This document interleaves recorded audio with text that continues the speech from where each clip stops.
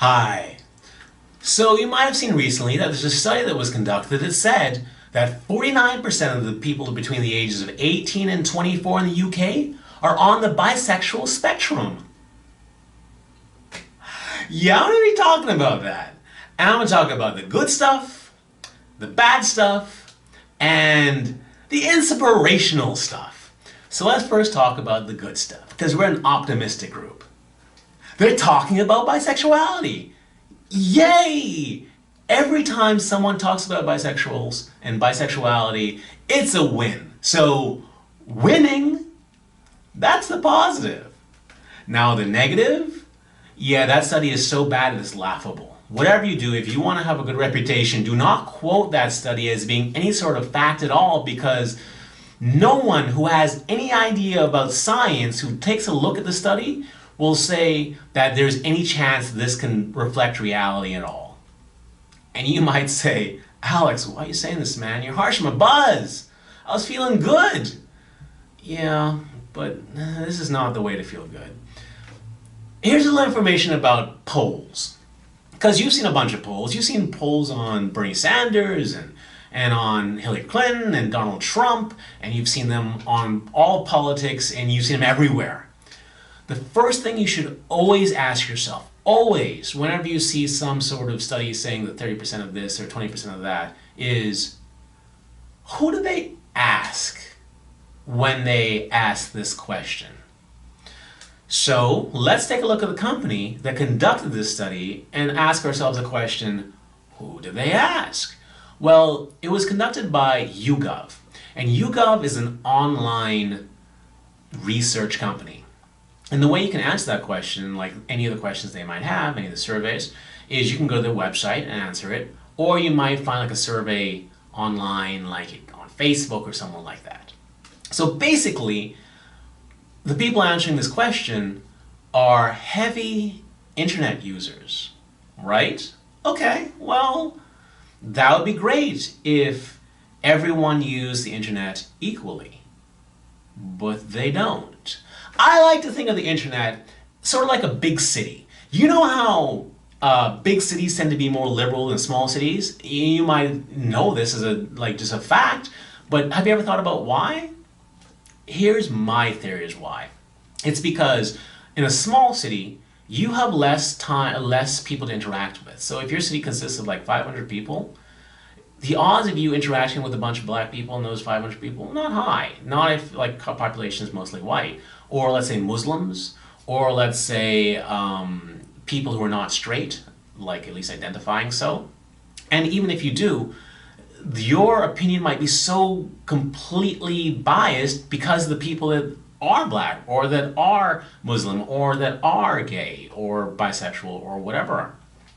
So it's hard to get a clear sense of empathy if you're not interacting with a bunch of people. But in big cities, you're interacting with a whole ton of people, and you become much more empathetic because you know people who are of those groups, or you have friends who know people. So they're saying positive things. The internet is a huge community where we're interacting with each other all the time, whether it's Facebook and through YouTube, and you're seeing like liberal media like BuzzFeed, and there's a lot of liberal media out there. So, things become biased. So if you're only going to do a study where people who tend to be liberal answer, your study is always going to be more liberal than not. It's kind of like if you decide to do a study whether or not, or how many non-straight people exist in the world, and you only go to LGBT centers. You would obviously think the entire world was not straight. Or if you went to a Republican convention, the answers would be completely different throughout, or in those two places. So you really have to take into account where the questions were asked. The second thing that you should take into account is how many people they asked. So you look at the population of the UK, and people between the ages of 18 and 24 in the UK, and there are more than 5 million of those people, right? So if you do a study, you want to get enough people that can represent the population. So you ask yourself, how many people did Yougov ask this question? The answer? 95. They asked 95 people this question, and from that, they released information, they released articles saying that 49% of those between the ages of 18 and 24 in the UK are on the bisexual spectrum. That's really bad science. That's the only reason you would want to believe that is because you like what it says. But it is no more accurate than any study that might say that bisexuals don't exist. Like, that's just as accurate. That those two pieces of information, those two sources would probably be just as legitimate. So if you care about your reputation, don't quote this. I mean, if you just want to mention it as an interesting fact, then yeah, quite of course, why not? But yeah, this has no bearing on reality, especially when all the people who are conducting studies that know what they're doing, and then know how well to weight it and know all the information, are coming up with numbers that are exceptionally smaller than that. Yeah, so that's the negative. That is the negative. Don't believe the study. But the positive being that bisexuals are being talked about. But I promise some inspirational stuff. So what is that, you might ask? The March of Progress. Let's think about the people from 100 years ago.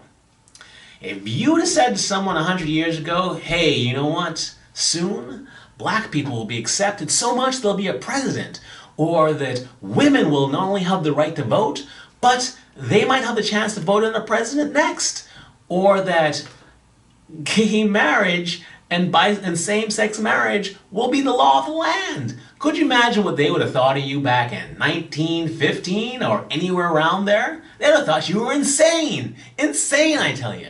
But today, that's reality. Why? Because of the March of Progress.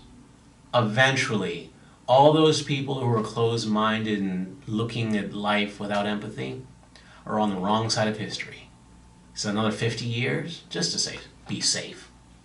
Bisexuality will be a norm. Bisexuals won't feel the need to hide.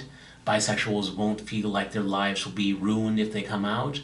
And people will be more open to the different ways the world exists. That's the way it's guaranteed to be in 50 years. I guarantee that. Just like if 100 years ago someone had guaranteed life would be like the way it is, they would have been right as well. And everyone who didn't think that way would be on the wrong side of history. So that's the good news. The good news is that no matter what you do, you can sit back and do nothing. And in 50 years, that's the way the world will work. Now the question is, do you want to help that happen sooner than 50 years? Do you want to enjoy that, the world accepting who you are, while you're still young enough to enjoy it? That's the question. So feel good that even if you did nothing, the world would be so much better than bisexuals in 50 years. And feel better that you will win no matter what. The question is how quickly you win. If you try to decide to pitch in and do your part, you will win a lot sooner than that. That's the inspiration part. Isn't that cool? I love that. I love that piece of information. I love that realization, and I hope you like it as much as I do. So that's the video. Hey, people are talking about bisexuality. Good. That study, just laughable. But the positive is that no matter what happens in 50 years, things are going to be kind of awesome. I hope you liked it. And if you liked the video, please give it a thumbs up. And if you like videos on the bisexual topic, check out my channel, Bisexual Real Talk, and subscribe, because I release a lot of videos and you might enjoy those as well. Until next time, stay cooler, my bisexual friend. Stay cooler. Bye.